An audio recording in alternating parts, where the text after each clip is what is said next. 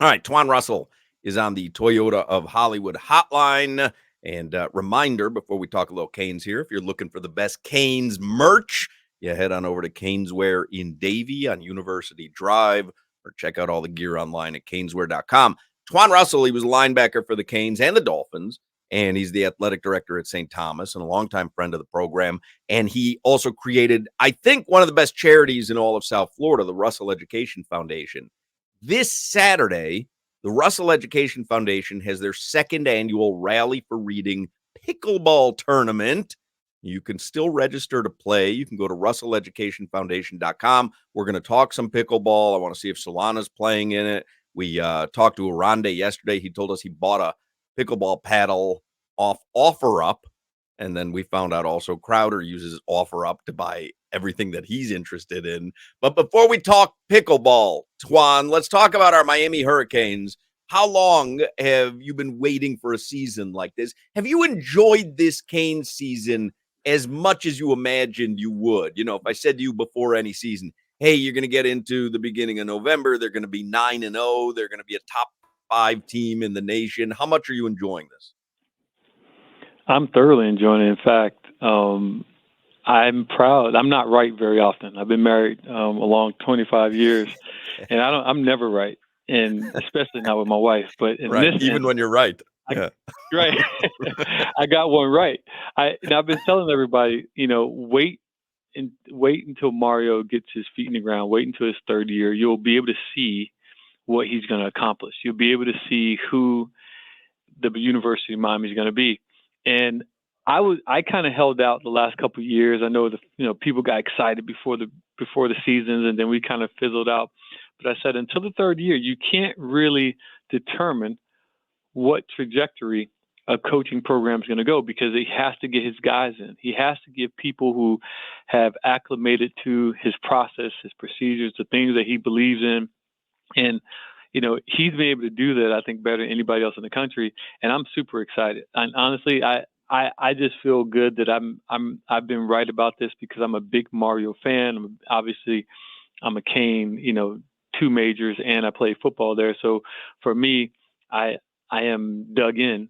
But to see them play football, to see them do the things that we've been expecting for the last 20 years, and see our program come back to prominence, and see other people hate us, it feels so good. I mean, it feels so good when you walk in and people are calling and cussing you out on social media and yelling at you just because you're a Cane. That means we're doing something right. Yeah, that's when you know you're back. It was fun to watch Michael Irvin on the sidelines, right? I mean, he's amazing. he's all of us, right? Michael Irvin on the sidelines is all of us Canes living out exactly what we would be doing in that situation. But I wonder, because you go, you can't judge a program, in the first year, the second year, so you slow played it a little bit. Is it fair to judge the program now? Like, can you say, hey, what Mario's done, what the University of Miami did in giving all the resources that he needs and bringing Mario here, is it a success, or do you need to see it for longer? You can judge a program when the people you brought into the program become juniors. So when your guys have been there in the program that third year, juniors and seniors is how you win championships. And when you look at his first recruiting class, or the people that he brought in, they're being measured now. And I understand there's a lot of portal people coming in and out of the program, but you measure someone when they've gotten through the romantic stage. Now you have people saying, okay, what's this guy going to look like? Is he going to take us where we need to be? And I think Mario's answering those questions, and you can start looking at, okay, what has he done for the program? Well, he's getting the right guys in. He's getting the right coaches in. And it took him some time. It wasn't a straight line to where he is. He kind of had to go backwards a couple of times to go forward. But now you're seeing the dividends happen in the sponsorships and the finances and the fan base. Now you're seeing his plan come out and, come to fruition. And that's when you can start measuring. That third year, when the people you bring in turn into juniors, then you're accountable to somebody in that program. Because the first 2 years, kids in the program, you're not expecting a whole lot. You're not expecting them to be starters. You're not expecting them to go out and transform the program. But in that third year, if if those guys are not playing, if they're not transforming the program and competing at a high level, you're going to have problems. And I think the decisions that he's made and the kids that he's brought in and the coaches that I think he evolved to get in are now doing what he expected them to do. When you watch Cam Ward and Xavier Restrepo, do you hearken back to the times where we were churning out NFL stars? And I don't know if Restrepo is going to be an NFL star. I believe Cam Ward will be. But do you hearken back to the time of where we were just so laden with talent? And you see it with those guys, Cam Ward especially. You know, we had John Michaels on yesterday. I don't know if you know him, but he's a huge Canes fan, but he hosts a morning show in Atlanta. But he's like the number one Canes fan in the nation.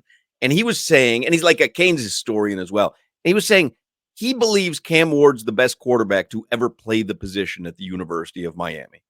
Not that Ernie and Vinny and Gino, you can go down the list, obviously, Jim Kelly, weren't better Hurricanes. But just for this period of time that we've watched him through 9 games, he's the most talented quarterback to ever play the position at UM. People say that because they've been waiting a long time. There's been a long gap between the last quarterback that we had that everyone can walk away from. Okay, that guy won that game. He brought us to the prominence that we are at the University of Miami. It's been a long time. So to have Cam Ward rise up and on a national stage be considered one of the best quarterbacks this year, people fail to remember, we've had some elite quarterbacks come through our program. So I'm not ready to give him a title of anything. I'm excited to see him play. I'm excited to see him raise the level of football on the team. I'm excited to see.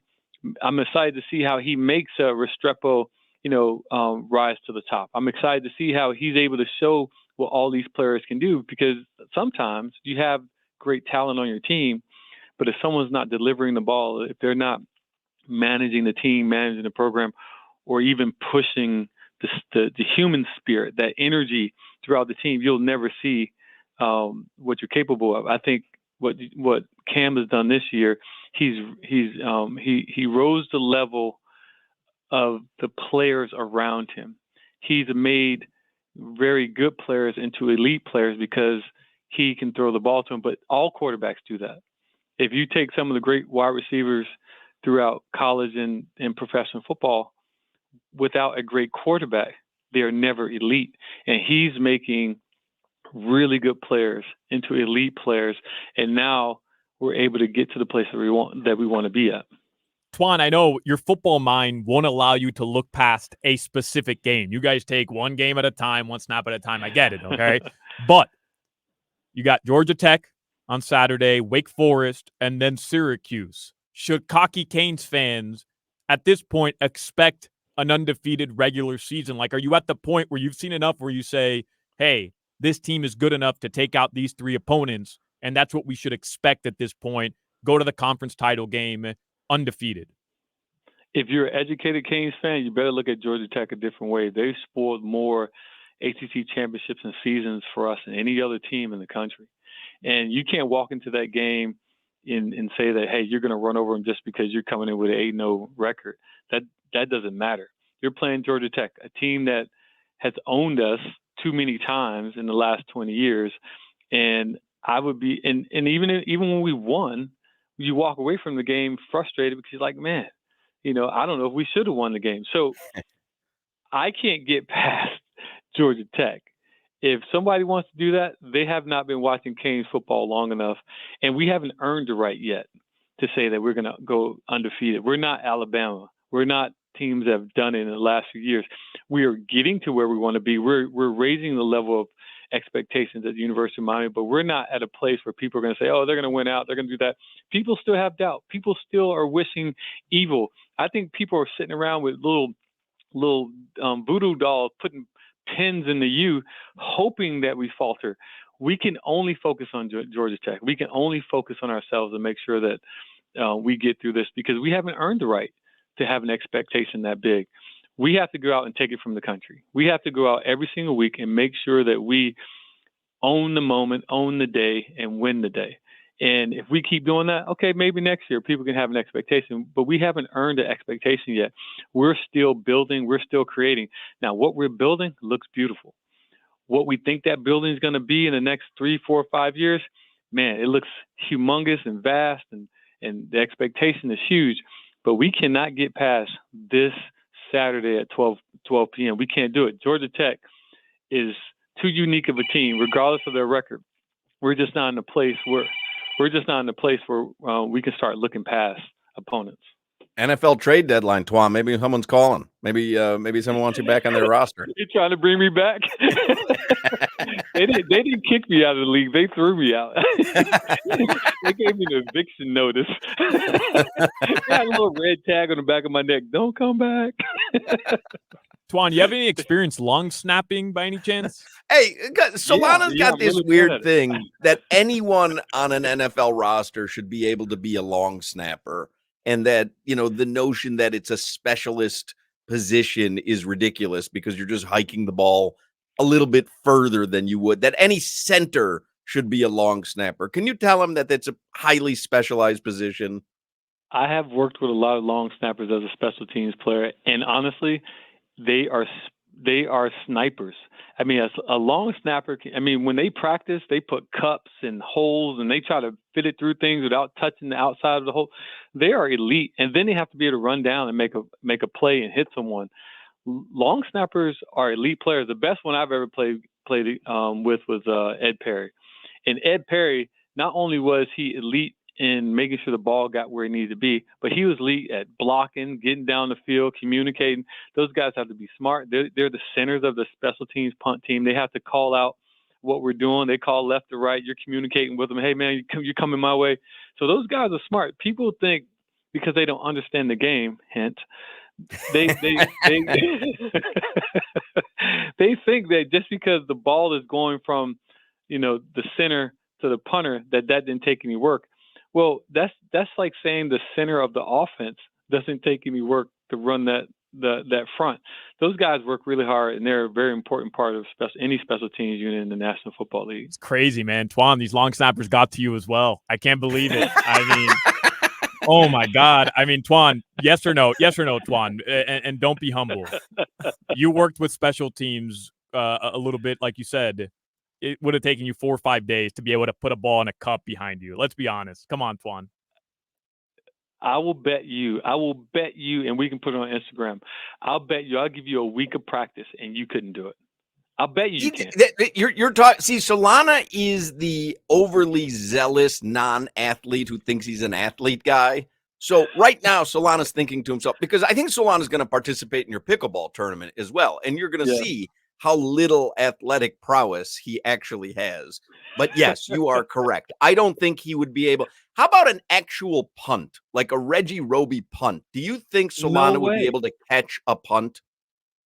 No, first of all, he couldn't snap the punt 15 yards to the punter. He couldn't punt the punt. He couldn't punt the ball, and I know he can't catch it. Think about it. That ball goes 4 stories in the air and falls down, and you will not be able to catch it. Especially if you have lights in your eyes, you're going to have an excuse of not being able to see the ball. I bet you can't do it. Get me a visor. And you got some big fellas running at you as well, like that. I mean, it is so crazy what I believe Solana thinks he could actually do in the world of athletics. You just say it out loud. No, I mean, tell us. Wait. Tell us about the pickleball tournament. Are you going to play Saturday, Solana? Because you're a big pickleball guy. I am, yes. I will be participating Saturday in that pickleball tournament, and I plan to win it, Twan, just so you know. All right. Well, you're not going to win it. You win it. If you win it, we'll rename the tournament after you. Look at that. Okay. That, right? Solana? What do you want to put up, Solana? If I lose in the first round? If you don't win the tournament. If you don't win the tournament, you will. You got to win the first round. Well, we do like a round robin, so you kind of rotate and play like 4 or 5 people in your group. You might win one. I might win one. Okay. All right. What about the tournament? If you don't win the tournament, Solana, will you donate $1,000 to the Russell Education Foundation? Twan, I'm happy to donate, but I don't know if I have $1,000 to my name right now. That's a lot of money.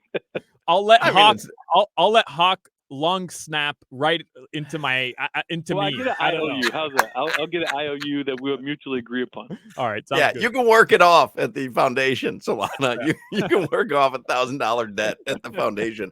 If people want to play in the pickleball tournament this Saturday, Twan, you can go to RussellEducationFoundation.com. You can just make a donation to the charity there if you want. But tell us a little bit about Saturday. Yeah, Saturday we're expecting probably 200 people. It should be a fun event. It's going to be at Diadem Sports Complex right there at Broward College. It's going to be Saturday, November 9th. It's going to be a fun event. If you don't have a pickleball if you don't have a pickleball racket, that's fine.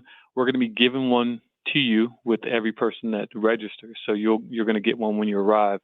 It's a cool event. You're going to have people having fun. You're going to have drinks and food and a lot of music. And it's a real laid back kind of event. Now, some people take it really serious. So, you're going to get, unless you're really good, you're probably going to be like Solano and be second or third or last. But it's a fun event. We have a blast, and we're asking people to come out, help us raise money for our foundation. We have over 1,000 kids that we raise money for. We have 10 centers, and all the money goes back to our kids and support our community. So we're just asking people to come out and play, have a good time, and help us raise some much needed funds for our foundation.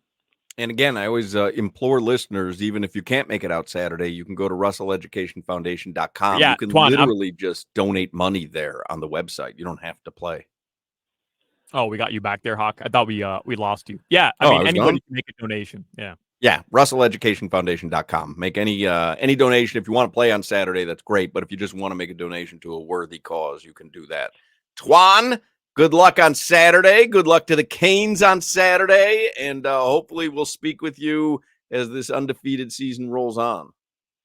Yeah, hopefully we're 9-0. Yeah, that would be great. All right, we'll see you, Twan. All right, take care, guys. Thank you. There you go. Twan Russell. Again, RussellEducationFoundation.com is where you go to get info on the pickleball tournament, or if you just want to make a donation